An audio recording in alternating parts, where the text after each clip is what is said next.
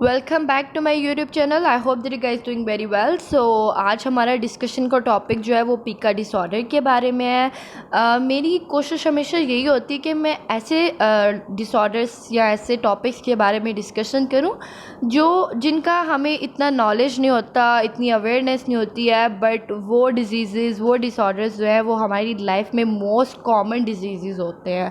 But चूँकि lack of information, इतनी awareness नहीं होती, इतना नॉलेज नहीं होता, तो हम उन चीज़ों को नॉर्मल समझ रहे होते हैं, बट एक्चुअली वो हमारी लाइफ को बहुत ज़्यादा अफेक्ट कर रहे होते हैं।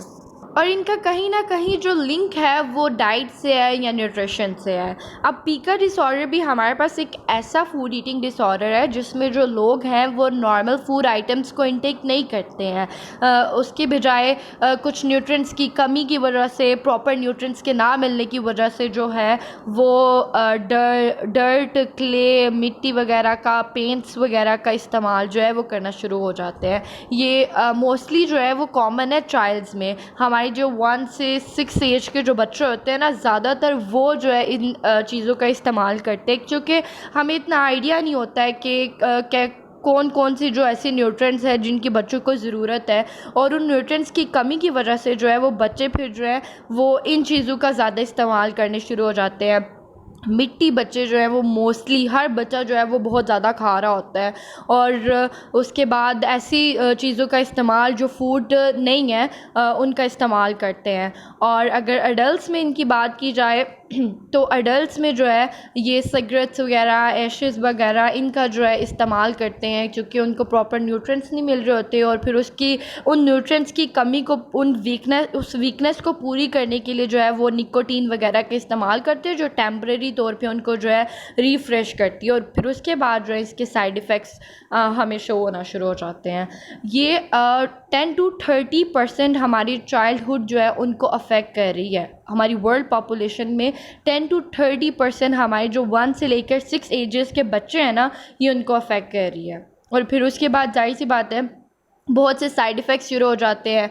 अब जब बच्चे जो है वो मिट्टी खा रहे हैं, उसके साथ जो जर्म्स हैं, इंसेक्ट्स हैं, वो हमारी जो बॉडी के अंदर जा रहे हैं, तो इसके बहुत से फिर आगे से साइड इफ़ेक्ट शुरू हो जाते हैं। हम इस चीज़ को नॉर्मल समझते हैं, बट एक्चुअली में this is a disorder which is called पीका डिसऑर्डर। अगर हम सिम्टम्स की बात करें तो सिम्टम्स में हमारे पास जो मोस्ट कॉमन सिम्टम है, सबसे पहले वो यही आएगा कि जो बच्चे हैं वो ऐसी चीज़ों का इस्तेमाल करते हैं जो फूड आइटम्स नहीं हैं। फॉर एग्ज़ाम्पल जो है वो डर्ट वगैरह का, क्ले वगैरह का बहुत ज़्यादा जो है वो इनटेक करना शुरू हो जाते हैं।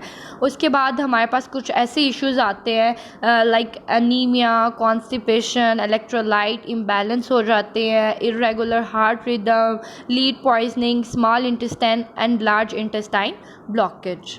कॉजेज़ ऑफ पीका डिसऑर्डर। अब इसका जो मोस्ट कॉमन कॉज है वो न्यूट्रिशनल डेफिशिएंसी है। जब हमारी डाइट में जो है वो न्यूट्रिशनल डेफिशिएंसी स्टार्ट हो जाती है, हमारी डाइट में आयरन, कैल्शियम एंड जिंक की डेफिशिएंसी स्टार्ट हो जाती है, सो हमारे चांसेस जो हैं वो बढ़ जाते हैं पीका डिसऑर्डर के शिकार होने के। सेकेंड हमारे पास आता है नेगेटिव कंडीशन ड्यूरिंग चाइल्डहुड। ये मोस्टली कॉमन है हमारे चिल्ड्रन में। लो सोशो इकनॉमिक सिचुएशंस की वजह से, या कुछ ऐसी सिचुएशन जिनमें जो पेरेंट्स हैं वो अपने चिल्ड्रन को निगलेक्ट कर रहे हैं, और चिल्ड्रन जो है वो अटेंशन सीकिंग के लिए जो है वो कुछ ऐसी एक्टिविटीज़ परफॉर्म करते हैं, कुछ ऐसे आइटम्स का इंटेक करते हैं जो फूड रिलेटेड नहीं है। अब हम पीका डिसऑर्डर को डायग्नोस कैसे करें? इसको डायग्नोस करने के लिए हमें देखना पड़ता है, हमें ऑब्जर्व करना पड़ता है कि चिल्ड्रन जो है वो च्यू करता है things such as nail, ice और हेयर्स और टाइज। ठीक है, वो इन चीज़ों को जो है ना वो चुबाता है, बाल बार बार मुंह में डालेगा, टॉयज़ जो है उनको लेकर चुबाएगा, या अपने हाथों को ऑल द टाइम जो है वो मुंह में रखेगा, और मिट्टी वगैरह इन चीज़ों का इस्तेमाल करेगा। बट अब क्वेश्चन ये आता है कि ऐसी हैबिट्स नॉर्मली बच्चों की होती है कि वो इन चीज़ों का इस्तेमाल करते हैं, बट हमें कैसे पता चलेगा कि जो बच्चा है वो पीका डिसऑर्डर का शिकार है कि वो कॉन्टीन्यूसली जो है वो बार बार सिर्फ यही काम करेगा। मतलब बालू को मुंह में लेगा, बहुत ज़्यादा मिट्टी खाएगा, टॉयज़ को बहुत ज़्यादा चुबाएगा, और उसके बाद जो मेन जहाँ से हमें इस चीज़ का पता चलेगा कि वो फूड आइटम्स को इंटेक नहीं करेगा, वो कोई भी फूड आइटम जैसी चीज़ को नहीं खाएगा, और अगर वो खा भी लेगा तो वो जो है वो बीमार पड़ जाएगा। So these are the some symptoms जो है वो हमें पता चलता है कि बच्चा जो है वो पीका डिसऑर्डर का शिकार है। So you should need to visit your doctor. And at last, treatment of the pica disorder. इसमें हमारे पास कुछ थेरेपीज़ इन्वॉल्व होती हैं, डिपेंड करता है कि सिम्टम्स क्या है, सिचुएशन क्या है, उसके अकॉर्डिंग जो है उनकी थेरेपी की जाती है। सबसे पहले हमारे पास आती है माइल्ड एवर्सिव थेरेपी। इसमें क्या होता है, जो लोग हैं या जो बच्चे हैं उनको उनकी काउंसलिंग की जाती है, उनकी थेरेपी की जाती है, नॉन फूड आइटम्स के साइड इफ़ेक्ट्स उनको बताए जाते हैं या उनको डिफ्रेंशिएट किया जाता है। जो नॉन फूड आइटम्स हैं वो आपके लिए बैड है, और जो फूड आइटम्स हैं, गुड फूड आइटम्स हैं, वो आपके लिए हेल्दी हैं, और आपकी जो अटेंशन है वो डाइवर्ट की जाती है positively towards the food items. Behavioural therapy में भी बच्चों की काउंसलिंग की जाती है। अगर वो उस एक्टिविटी को जो है वो परफॉर्म करने लगे, उनके जो है अटेंशन वो डाइवर्ट कर दे, किसी और एक्टिविटी में उनको मसरूफ़ कर दे, उनको बताएं कि this is not good for you, this is bad for you. बच्चे हैं, आप उनको जिस तरह गाइड करेंगे वो फिर उसी तरह जो है वो चलना स्टार्ट हो जाएंगे। And at last, differential reinforcement. इसमें क्या होता है कि जो है अवॉइड किया जाता है पीका को bye focusing on other behaviour and activities.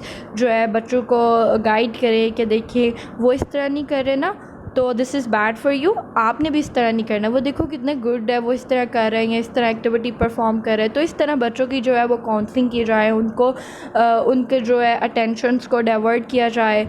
So these are the some treatments of the pica disorder. I hope आज के लेक्चर आप लोगों के लिए काफ़ी ज़्यादा इन्फॉर्मेटिव प्रूफ हो। And if you guys want कि मैं किसी टॉपिक पे जो है वो डिस्कशन करूं, so comment me. And if you guys like my video, so please don't forget to share, subscribe my YouTube channel. अल्लाह हाफ़िज़।